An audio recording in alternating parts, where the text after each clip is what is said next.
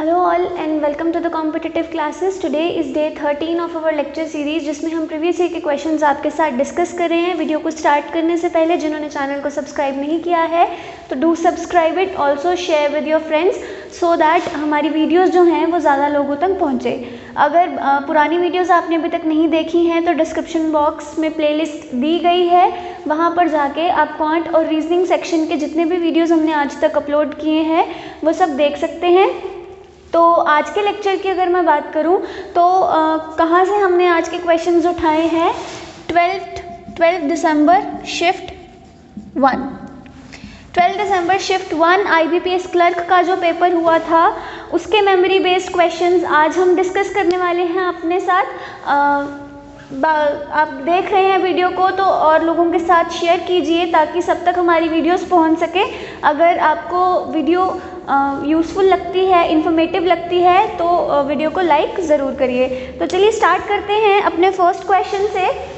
First question आप सबकी screen पे है। 7 person go on a vacation on different days of week, Monday, Tuesday, Wednesday, Thursday, Friday, Saturday and Sunday. तो इस case में हम किसको फिक्स करते हैं? हम फिक्स करते हैं डेज को जो कि मंडे से स्टार्ट हो रहे हैं। Monday, Tuesday, Wednesday, Thursday, Friday, Saturday and Sunday. तो ये 7 दिन हमको दिए गए हैं और 7 लोग हमको दिए गए हैं। ओके, हमको क्या बताना है कि इन्होंने वेकेशन ये सब वेकेशन पे जा रहे हैं on 1 day of the week. तो कौन किस दिन को जा रहा है हमें वो निकालना है। क्वेश्चन आप सबकी स्क्रीन पे है। 1 person goes between G and C। अब अगर मैं यहाँ से स्टार्ट कर दूंगी तो मुझे नहीं पता G को यहाँ यहाँ यहाँ यहाँ यहाँ, बिकॉज बहुत सारी पॉसिबिलिटीज़ बनती हैं। तो आगे पढ़ो। A goes on one of the days before G। A जो है वो G से पहले जाएगा। हो सकता है इसके बीच में 2 दिन हो सकता है इसके बीच में 3 दिन हो सकता है इसके बीच में 4 दिन हो, अभी तक हमें नहीं पता। आगे वो बोलता है G गोज ऑन फ्राइडे। तो G का जब मुझे मिल गया तो G मेरा यहाँ आ गया। अब ऊपर वाले स्टेटमेंट में जाओ, that 1 person goes between G and C। तो या तो C यहाँ आएगा, ठीक है, जब C जो है वेकेशन पे G के बाद जाएगा। दूसरी पॉसिबिलिटी क्या है कि C यहाँ आएगा जब C जो है वो G से पहले वेकेशन पे जाएगा। आगे D goes on the second day of the week. Second day of the week कौन सा होता है? ट्यूसडे। तो यहाँ तो D की एक ही पॉसिबिलिटी बनेगी बिकॉज उसने मुझे क्लियरली दिया है कि D जो है वो second day of the week पे जाएगा। 3 person go between D and F, मतलब 1, 2 एंड 3, F आएगा यहाँ। 1, 2 एंड 3, F आएगा यहाँ। B does not go on Monday और थर्सडे। B मंडे को भी नहीं जा सकता, B थर्सडे को भी नहीं जा सकता। तो B के पास क्या जगह बची? ये वाली। और इस केस में आ जाओ तो B यहाँ पे भी नहीं जा सकता, यहाँ पे भी नहीं जा सकता। तो B कब जाएगा? B जाएगा संडे को। आगे वो बोलता है the number of persons go after C is equal to the number of persons go before G। जितने पर्सन C के बाद वेकेशन पे जाएंगे G से पहले भी उतने ही जाने चाहिए। इस केस में देखो तो C के बाद कोई नहीं जा रहा बट G के पहले 1, 2, 3 एंड 4 लोग जा रहे हैं। इस केस में आ जाओ तो G के बाद G से पहले कितने जा रहे हैं? 1, 2, 3 एंड 4। और C के बाद कितने जा रहे हैं? 1, 2, 3 एंड 4। मतलब मेरा जो ये केस था वो गलत था। मेरा सही केस कौन सा था? ये वाला। सही केस ये वाला था। अब हमें बोल रखा था that A goes on one of the days before C अगर ये है तो A कब जाएगा? A जाएगा मंडे को। तो यहाँ पे कौन आएगा? A, B, C, D, E जो है वो मेरा बच गया। तो ये आएगा मेरा अरेंजमेंट। ओके, कि कौन सा पर्सन कब वेकेशन पे जाएगा वो मैंने इस पजल में निकाल लिया। तो आपने देखा लेवल बहुत इजी आया हुआ है, बट कुछ पेपर्स हमने ऐसे भी देखे जिसमें लेवल इजी नहीं था, थोड़ा सा हार्ड लेवल था। तो आपको दोनों लेवल्स के लिए प्रिपेयर करना है, हार्ड लेवल के लिए भी और इजी लेवल के लिए भी। हम जो करा रहे हैं उनको तो प्रैक्टिस करो ही करो, साथ ही साथ जो बाकी के मॉक टेस्ट आप जहाँ से भी दे रहे हो उनको भी सॉल्व करो और टॉपिक वाइज क्वेश्चंस भी निकालो। क्वेश्चन 1 पूछ रहा है if all the persons go to vacation in alphabetical order starting from Monday, position of how many persons would not change. अगर मंडे से हम अल्फ़ाबेटिकली वेकेशन पे भेजना शुरू कर देते हैं तो कितने लोगों की पोजीशन जो है वो चेंज नहीं होगी। सबसे पहले तो ए यहीं रहेगा, then B, C, D, E, F and G। तो हमने देखा कि एक C की पोजीशन चेंज नहीं हुई, एक A की पोजीशन चेंज नहीं हुई, मतलब कितने लोगों की पोजीशन चेंज नहीं हुई, 2 लोगों की पोजीशन चेंज नहीं हुई। तो क्वेश्चन 1 का आंसर आ गया 2।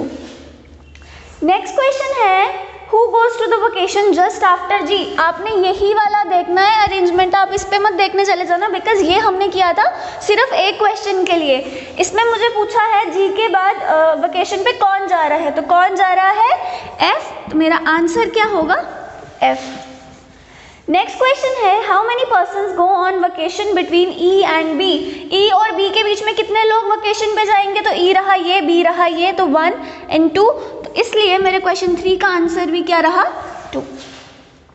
Number of persons go on vacation before F, F के पहले is equal to the persons go after. F के पहले कितने लोग जा रहे हैं 1 2 3 4 5, तो किसके बाद 5 लोग जाएंगे, तो 1 2 3 4 एंड 5। D ऐसा वो पर्सन होगा जिसके बाद उतने ही लोग वेकेशन पे जाएंगे जितने F से पहले गए थे। तो क्वेश्चन 4 का आंसर क्या रहा मेरा D। ओके, नेक्स्ट क्वेश्चन देखो A goes on vacation on which of the following days। तो it is very easy question, A goes on Monday। तो क्वेश्चन 5 का आंसर मेरा क्या रहा Monday। ठीक है जी, तो आई होप आपको इस क्वेश्चन को सॉल्व करने में कोई भी दिक्कत नहीं आई होगी। बहुत इजी लेवल का क्वेश्चन था ये, बहुत ही सिंपल सा सरल सा क्वेश्चन था। बढ़ते हैं अपने नेक्स्ट क्वेश्चन पे जो कि आप सबकी स्क्रीन पे है।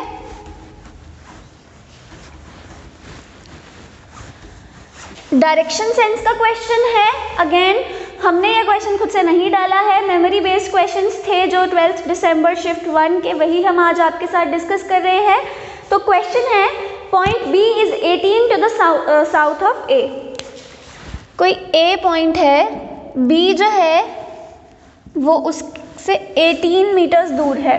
Point C is 25 metre east to the point of B। B के ईस्ट पे, मतलब B के ईस्ट पे कौन है C है, कितनी दूर 25 मीटर्स। ओके, जब हमने 18 को इतना बनाया तो हम 25 को थोड़ा सा और इलोंगेट कर देंगे। Point D is 9 metres to the south of point C। तो ये C था तो ये 9 आ गया। कौन बैठा है यहाँ पे, यहाँ बैठा है D। F is 18 metre to the point E is 37 metres to the west of point D। तो D का ईस्ट रहा ये, तो D का वेस्ट कौन सा रहा, D का वेस्ट रहा ये, तो 37 मीटर, 25 मीटर तक तो ये आ गया। ठीक है, अब मुझे और थोड़ा सा खींचना पड़ेगा क्योंकि मुझे कितना दूर बिठाना है 37 मीटर। तो कौन आया यहाँ पे, पॉइंट E। आगे उसने बोला F is 18 metres to the point of E, 18 metres to the north of point E। अगर पॉइंट E ये है तो इतना डिस्टेंस कितना था जो इसके इक्वल होगा 9, मतलब मुझे 9 तो करना ही है। मुझे कितना लेकर जाना है 18। अब आप देख रहे हो ये 18 है, तो 18 का हाफ कुछ यहाँ पर होगा, यहाँ का 9 प्लस यहाँ का 9 कितना हो गया 18। तो मेरा 18 मीटर्स कहाँ तक जाएगा, मेरा 18 मीटर्स जाएगा यहाँ तक, और ये कौन सा पॉइंट रहेगा मेरा, पॉइंट F। आगे बढ़ो, G is 25 metre to the east of point F। F का ईस्ट अगेन कौन सा है यहाँ, तो कितना दूर 25 मीटर। अब मुझे बताओ यहाँ से लेकर यहाँ तक कितना डिस्टेंस होगा, 37 में से 25 माइनस करूँगी, इट विल बी 12। मुझे लेकर कितना जाना है 25, तो ये आ गया मेरा 12। अब इसके आगे 12 और कितना 25 मीटर्स, तो ये कितना डिस्टेंस होगा पूरा 25 मीटर्स। और पॉइंट क्या रहेगा यहाँ पे, point G। M is the mid point of line joining A and B। ये जो पॉइंट है, जो A और B का मिड पॉइंट है, इसको क्या नाम दिया है, M। ओके, इतने ही डायरेक्शंस थे। अब देखो मैंने आपको क्यों इतना फोकस किया कि 18 यहाँ आना चाहिए, 9 यहाँ आना चाहिए, बिकॉज लॉन्ग रन में ये बहुत मैटर करता है, क्योंकि हमको कभी कभी पॉइंट्स पूछ लिए जाते हैं जो सेम लाइन पे लाई कर रहे हैं। तो अगर आपने डिस्टेंस को अच्छे से अप्रॉक्स नहीं किया होगा तो आप ऊपर नीचे कर दोगे and that will ruin your question. First question है distance between points M and B। m कहाँ है, m and b is equal to distance between which of the following points. m और b के बीच में डिस्टेंस हमको पता चल गया दैट 9 है, क्योंकि हमने इसका पहले ही अदा कर लिया था। अब उसने बोला ये किसके डिस्टेंस के इक्वल है, ये किसके इक्वल है, c और d के बीच में। यहाँ पर भी 9 मीटर्स था, तो क्या मुझे ऑप्शन में गिवन है, अगर मैं ऑप्शन नंबर 2 देखूं तो मुझे गिवन दिया गया है कि सी एंड डी भी एक ऑप्शन है, तो सी एंड डी के बीच में जितना डिस्टेंस है उतना ही डिस्टेंस किसके बीच में है, एम और बी के बीच में। ठीक है, नेक्स्ट क्वेश्चन है, if we move from point G to point J, point G to point J, J point अभी तक मेरे पास नहीं है, such that point J is north to the point of D. D कहाँ है, डी रहा ये, तो कहीं पे भी हो सकता है J, which point would be nearest to the point J. अगर जी जो है वो यहाँ से चलता है या कहीं पे भी जाता है, जे मुझे नहीं पता कहाँ पे है, बस वो डी के नॉर्थ में है, तो उसने मुझे पूछा which point would be the nearest to point J. ये क्वेश्चन थोड़ा सा अतरंगी है कि जी से वो चला, जी से चल के उसने जे पे जाना है, but I don't know J अभी कहाँ पे है। ठीक है, such that point J is in north to the point of D. अब डी के नॉर्थ में है तो वो कहीं यहाँ पर भी हो सकता है, कहीं यहाँ पर भी हो सकता है, कहीं यहाँ पर भी हो सकता है। Which point would be the nearest to the point J, तो जे के नियरेस्ट कौन सा पॉइंट होगा, see that is not clear to us, है ना, बिकॉज जे यहाँ पर भी होगा, यहाँ पर भी हो सकता है, कहीं पे भी हो सकता है ना, तो यहाँ तो उसका आंसर सी रहेगा, यहाँ तो उसका आंसर डी रहेगा। तो मुझे तो ये क्वेश्चन समझ नहीं आ रहा, बट अगर आपको समझ आ रहा है तो do comment in the comment section कि इस क्वेश्चन में वो क्या पूछने की कोशिश कर रहा है। ठीक है, नेक्स्ट क्वेश्चन पे चलो, what is the direction of point G with respect to point B. G रहा ये, बी रहा ये, तो जी की position with respect to B क्या है, तो ये हमेशा नॉर्थ डायरेक्शन होती है और ये हमेशा ईस्ट डायरेक्शन होती है, तो क्वेश्चन नंबर 3 का आंसर क्या रहेगा, नॉर्थ ईस्ट, कि पॉइंट जी जो है वो पॉइंट बी की नॉर्थ ईस्ट में बैठा है। ठीक है, तो डायरेक्शन सेंस के बेसिस पे यही क्वेश्चन आया था। फिर अब आगे चलते हैं, एक अल्फा न्यूमेरिक सीरीज है तो बोर्ड पर आपके सामने एक अल्फा न्यूमेरिक सीरीज जो है वो लिख दी गई है, उसके बेसिस पे क्वेश्चंस क्या हैं वो भी आपको स्क्रीन पे डिस्प्ले हो रहे होंगे। तो फर्स्ट क्वेश्चन मेरा क्या बोल रहा है, that if all the numbers are removed from the series then which of the following element is 8th from the left and.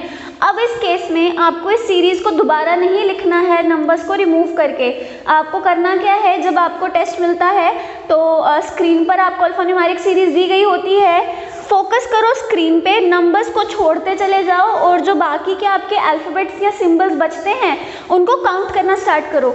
देखो कैसे, 5 3 9 है, छोड़ दिया 1 2 3 4 5 6 7 8 9 10 11 12 13 14 15 16 एंड 17। ओ सॉरी, मुझे हमें काउंट क्या करना था, 8 from the left hand, so it is 1 2 3 4 5 6 7 8। तो मेरा आंसर क्या आया, क्वेश्चन 1 का मेरा आंसर आया टी। ठीक है, नेक्स्ट क्वेश्चन आपकी स्क्रीन पे है, choose the pair which follows the same logic G5C। ढूंढो पहले G5C कहाँ है, G मेरा ये है, G5C पहला था मेरा G5C। अब देख रहे हो यहाँ से यहाँ पे जाने में -2 करना है, फिर यहाँ से यहाँ पे जाने में कितना करना है, +2 करना है, यहाँ से यहाँ पे जाने में +4 करना है, पहले पीछे फिर आगे। नेक्स्ट है मेरा S21, तो S21 अगेन S से 2 जाने में -2 एंड देन 2 से 1 पे जाने पे +4। अगला देखो 1JE, तो 1JE कहाँ पर है, ये रहा मेरा 1JE, तो 1 से J पे जब 1JE, तो 1 से J पे तो -2 है, बट J से E पे जाने में मुझे क्या मिल रहा है, +3 मिल रहा है, जो कि गलत है। अगला भी चेक कर लेते हैं, PYR, P कहाँ पर है मेरा, P कहाँ पर है मेरा, आई एम सॉरी, हम गलत पढ़ गए। थर्ड मेरा गिवन था क्या, y53, तो y53 कहाँ पर आएगा, y53 पहले क्या था, ये वाला कॉम्बिनेशन, अगला क्या था, ये वाला कॉम्बिनेशन, अगला क्या है, ये वाला कॉम्बिनेशन, फिर उसके अगला क्या है, अगला है मेरा ये वाला कॉम्बिनेशन। अब आप देख रहे हो कि कॉम्बिनेशन सेम है और बीच में एक एलिमेंट जो है वो छोड़ रहा है, तो अगर मैं y को छोड़ूं तो मेरा नेक्स्ट क्या आएगा, ये वाला है ना, तो मेरा बनना क्या चाहिए 26E, तो 26E जो है वो मेरा ऑप्शन नंबर 1 है। आई होप आपको समझ आ गया होगा। 26E हमको क्या फाइंड आउट करना था कि जो 4 मुझे पैटर्न्स दिए हैं उनका 5वां पैटर्न क्या बनेगा। तो पहले मैंने फाइंड आउट किया कि मेरा पैटर्न क्या है, पैटर्न है मेरा पहले पीछे जाकर फिर आगे आने का, फिर 2 पैटर्न्स के बीच में डिफरेंस कितना है, 1 का, तो 1 को छोड़ के मैंने अगला पैटर्न फाइंड आउट कर लिया और मेरा आंसर आ गया 26E। ठीक है, नेक्स्ट क्वेश्चन देखो आपकी स्क्रीन पे। क्वेश्चन है which element is 8th to the right of 13th from the left hand. Again यहाँ से 13 पे जाना है, फिर यहाँ से 8 पे जाना है ना, यही बोला उसने, 8th to the right of 13 from the right hand. तो मैं क्या करूँगी, 13 - 8 विल बी 5, तो मैं कौन सा एलिमेंट काउंट करूँगी, 5th, 1 2 3 4 एंड 5। तो मेरे क्वेश्चन 3 का आंसर क्या हुआ, 1 2 3 4 5, इसका आंसर हुआ 2, which is my option number 2। ठीक है, तो यही क्वेश्चंस थे हमारे अल्फा न्यूमेरिक सीरीज में, जो कि हमको IBPS क्लर्क की एक शिफ्ट में पूछे गए थे। अब उसके बाद कुछ क्वेश्चंस की इनइक्वालिटी आई है। देखो उन्होंने पेपर में क्या किया हुआ है, उन्होंने पेपर में सब कुछ डाला हुआ है। ठीक है, थोड़े थोड़े क्वेश्चंस करके सब कुछ डाले हुए हैं। आपने डायरेक्शन सेंस देखा, 2-3 क्वेश्चंस थे, अल्फा न्यूमेरिक देखा, 2-3 क्वेश्चंस थे, फिर इनइक्वालिटी के 2-3 क्वेश्चंस डाले हैं, फिर अल्फाबेटिकल के 2-3 क्वेश्चंस डाले हैं। तो आप कोई भी टॉपिक जो है वो छोड़ के नहीं जा सकते हो, यहाँ से आपको बिल्कुल क्लैरिफाई हो जाता है। इनइक्वालिटी देखो आप सबकी स्क्रीन पे है, गिवन है हमें पैटर्न ये वाला। ठीक है, कंक्लूजन्स फाइंड आउट करने हैं, सिंपल सिंगल स्टेटमेंट है, बहुत ही इजी है सॉल्व करने में। पहला कंक्लूजन पूछ रहा है L is greater than R, तो L और R के बीच में अपोजिंग साइंस हैं, इसलिए मेरा कंक्लूजन क्या होगा, गलत होगा। दूसरा है M is less than R, M और R के बीच में तीनों साइंस प्रेजेंट है, और जब तीनों साइंस प्रेजेंट हो तो प्रायोरिटी किसको मिलती है, इसको। तो मेरा सेकेंड कंक्लूजन सही हो के क्या आएगा, ओनली 2 फॉलोज। ठीक है, नेक्स्ट क्वेश्चन आप सबकी स्क्रीन पे है, जल्दी जल्दी से सॉल्व करके आंसर को कमेंट बॉक्स में लिखो, वीडियो को शेयर करो ताकि ज़्यादा से ज़्यादा लोग हमारे साथ जुड़ पाए। Next question again single statement based है, उसका फर्स्ट कंक्लूजन है M इज ग्रेटर देन और इक्वल्स टू Q, और अगर आप स्टेटमेंट देखते हैं तो M और Q के बीच में यही साइन प्रेजेंट है, इसलिए मेरा फर्स्ट कंक्लूजन क्या है, सही है।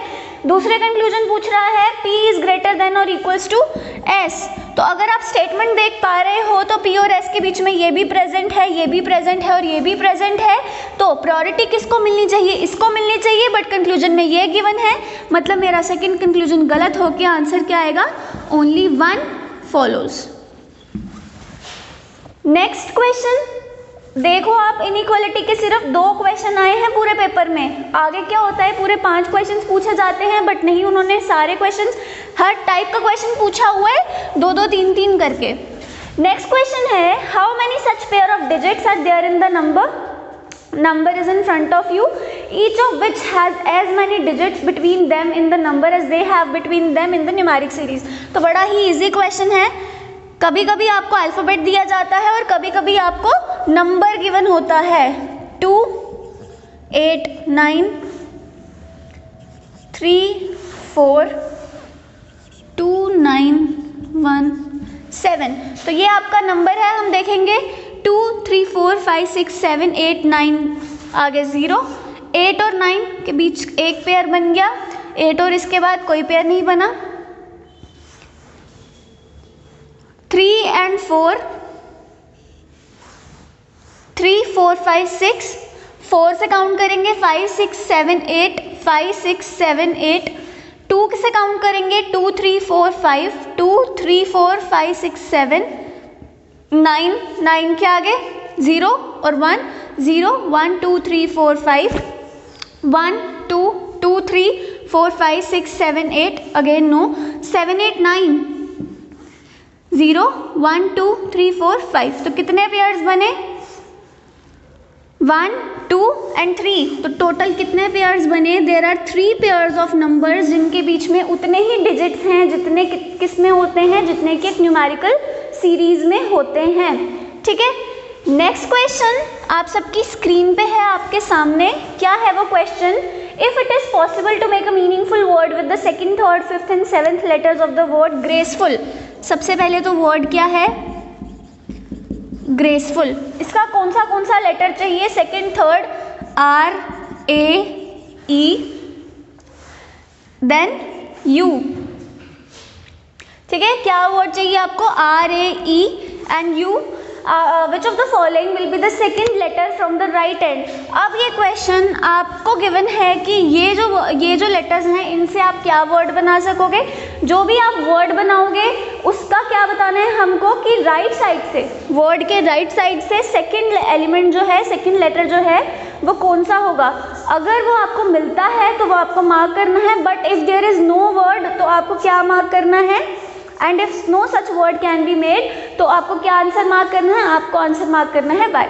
तो ये क्वेश्चन आपके लिए है, do solve it and comment in the comment section. Okay, next question, if all the letters of the word watering, word है मेरे पास watering, watering are arranged in alphabetical order from left to right, which of the following letter will be the fourth element from the right hand?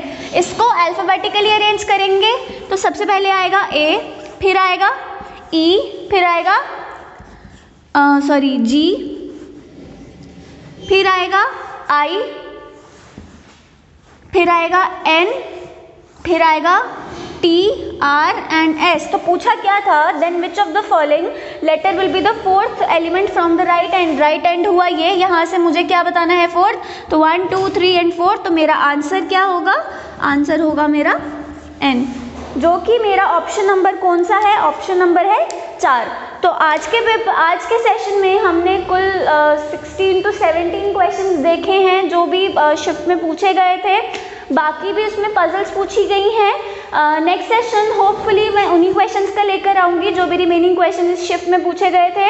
Till then अगर आपको video पसंद आती है तो like कीजिए, share कीजिए एंड चैनल को subscribe कीजिए, और हम ताकि आने वाले सारे अपडेट्स और नोटिफिकेशंस आप तक पहुँच जाए नोटिफिकेशन के साथ।